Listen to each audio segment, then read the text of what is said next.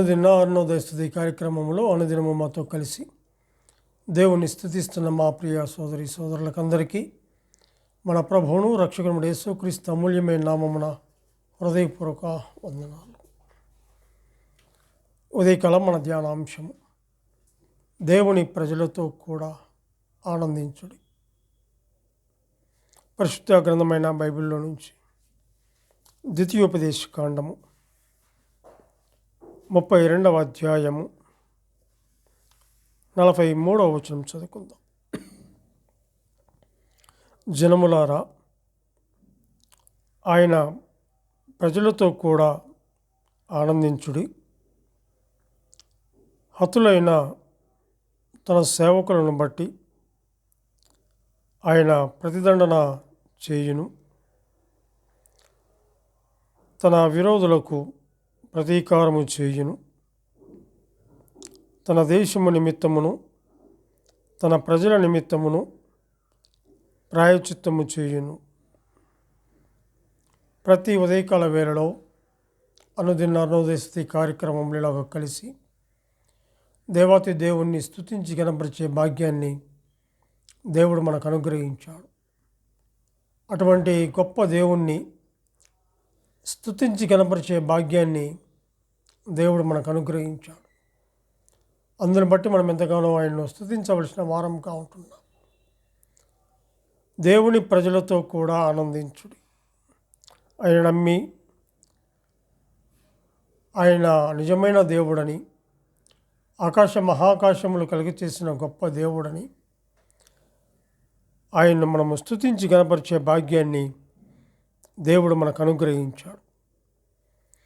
అలాగే ఇక్కడ చదువుకున్నటువంటి లేఖన భాగంలో జనములారా, ఆయన ప్రజలతో కూడా ఆనందించుడి అని చెప్పేసి మనం చూస్తుంటున్నాం.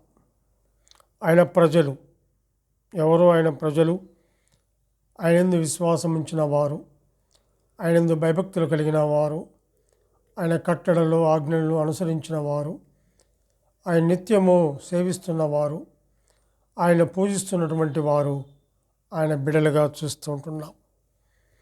అలాగే ఇదే 32వ కీర్తన 39వ వచనంలో కూడా మనం గమనించినట్లయితే, ఇదిగో నేనే దేవుడను, నేను తప్ప వేరొక దేవుడు లేడు. మృతి నొందించువాడను బ్రతికించువాడను నేనే, గాయపరచువాడను స్వస్థపరచువాడను నేనే, నా చేతిలో నుండి విడిపించువాడెవడను లేడు అని చెప్పేసి చూస్తుంటున్నాను. ఇక్కడ గమనించినట్లయితే నేను బ్రతికించువాడను, మృతి నొందించువాడను నేనే, గాయపరిచేవాడను నేనే, స్వస్థపరిచేవాడను అని అంటూ నేను తప్ప వేరొక దేవుడు లేడు, నేనే దేవుడను అని చెప్పేసి చూస్తుంటున్నాం. ఆనాడు ఇశ్రాయేళ్ళకే కాదు కానీ నీకు నాకు కూడా ఆయన గొప్ప దేవుడుగా ఉంటున్నాడు. అటువంటి గొప్ప దేవుణ్ణి ఈ ఉదయకాల వేళలో స్తుతించి కనపరిచే భాగ్యాన్ని దేవుడు మనకు అనుగ్రహించాడు. అందును బట్టి మనం ఎంతగానో ఆయన మనము స్తుతించవలసిన వారంగా మనం ఉంటున్నాం. మన దేవుడు న్యాయమూర్తి, పాపము చేసిన వారిని శిక్షించువాడు కనుక జనములారా, ఆయనతో కూడా ఆనందించుడి. పాపము చేసిన వారిని శిక్షించేవాడుగా ఉంటున్నాడు. మన దేవుడు న్యాయమూర్తి, న్యాయాధిపతి అయినటువంటి దేవుడు. మృతి నొందించువాడను బ్రతికించువాడను నేనే. అవును, మృతి నొందించువాడు ఆయనే, బ్రతికించువాడు కూడా ఆయనే. అంతేకాదు కానీ గాయపరచువాడను స్వస్థపరచువాడను నేనే అని చెప్పి చూస్తుంటున్నా. ఇలా ఉన్నవాడు అనువాడు, మొదటివాడు కడపటివాడు, ఆల్ఫా ఓమేగా, ఇటువంటి గొప్ప దేవుణ్ణి ఉదయకాల వేళ మనము స్తుతించి కనపరిచే భాగ్యాన్ని దేవుడు మనకు అనుగ్రహించాడు. ఆయన సన్నిధిలో ఆనందం ఉంది, ఆయన యొక్క వాక్యములో ఆనందం ఉంది, ఆయన సన్నిధిలో ఆనందం ఉంది. కాబట్టి అటువంటి గొప్ప దేవుణ్ణి మనకు అనుగ్రహించాడు. ఒకప్పుడు ఈ ఆనందం లేదు, ఆనందాన్ని మనకు అనుగ్రహించాడు. ఆనందించే భాగ్యాన్ని మనకు అనుగ్రహించాడు.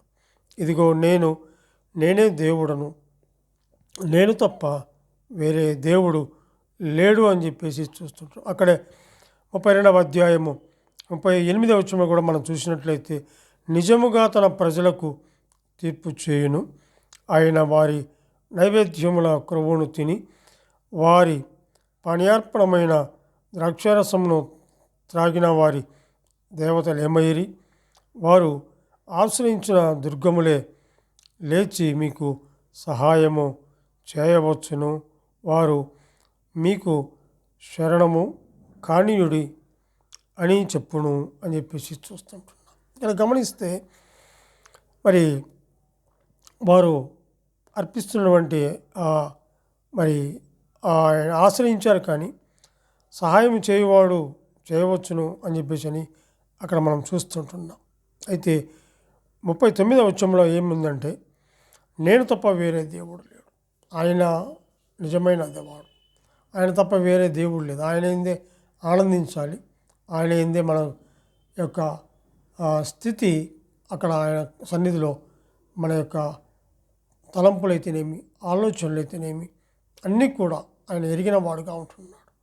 దేవుని ప్రజలతో ఆయన ప్రజలు ఎవరు అంటే ఆయన ఎరిగిన వారు, ఆయన సన్నిధిలో ఆరాధించేవారు, ఆయన సన్నిధిలో పూజించేవారు, ఆయన జనాంగమైనటువంటి ఆనాడు ఇశ్రాయేలు జనాంగమే. కానీ అయితే ఈనాడు మనము ఆయన సన్నిధిలో ఆయన రక్తంలో కడగబడినటువంటి మనము కూడా మనం ఆయన ప్రజలముగా ఉన్నాం. మృత్యు నొందించువాడు ఆయనే, బ్రతికించువాడు ఆయనే, గాయపరచువాడు ఆయనే, స్వస్థపరచువాడు ఆయనే, నా చేతిలో నుండి విడిపించు వాడెవడును లేడు అని చెప్పి చూస్తున్నాం. అవును, అక్కడ గమనిస్తే మన దేవుడు న్యాయమూర్తి, న్యాయాధిపతి అయినటువంటి దేవుడు, పాపము చేసిన వారిని శిక్షించేవాడు కనుక జనములారా ఆయనతో కూడా మరి ఆనందించుడి అని చెప్పి చూస్తున్నాం. ఆనందించుడి, మరలా చెప్పుంది ఆనందించుడు అని చెప్పేసి ఆ మాట మనం జ్ఞాపకం చేసుకుంటూ ఉదయకాల వేళలో నీడల నాయడలో చేసినటువంటి ఆ గొప్ప మరి విడుదల విమోచన కొరకై మనం ఆనందించి ఆయన పూజించి గణపరచవలసిన వారంగా ఉంటున్నాం.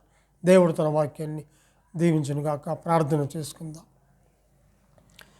పరిశుద్ధమైన మా ప్రియ పరలోకపు తండ్రి, మీ ఘనమైన శ్రేష్టమైన ఉన్నతమైన నామమునకు స్తుతులు స్తోత్రములు చెల్లించుకుంటున్నాం. దేవా, నువ్వెంతైనా నమ్మదగిన దేవుడు, అద్వితీయుడవు, అతికాంక్షణీయుడవు, 10,000 మందిలో గుర్తింపదగిన దేవుడవు తండ్రి. మీ ప్రేమ, మీ కృప, మీ దయ, మీ వాత్సల్యత మాయలో ఉంచి కాచి కాపాడుతున్నందుకే మీకు వందనాలు చెల్లించుకుంటూ ఆరక్షకుడైన యేసుక్రీస్తు అమూల్యమైన నామమున స్తుతులు స్తోత్రములు చెల్లించి ప్రార్థన చేయుచున్నాము తండ్రి. ఆమెన్.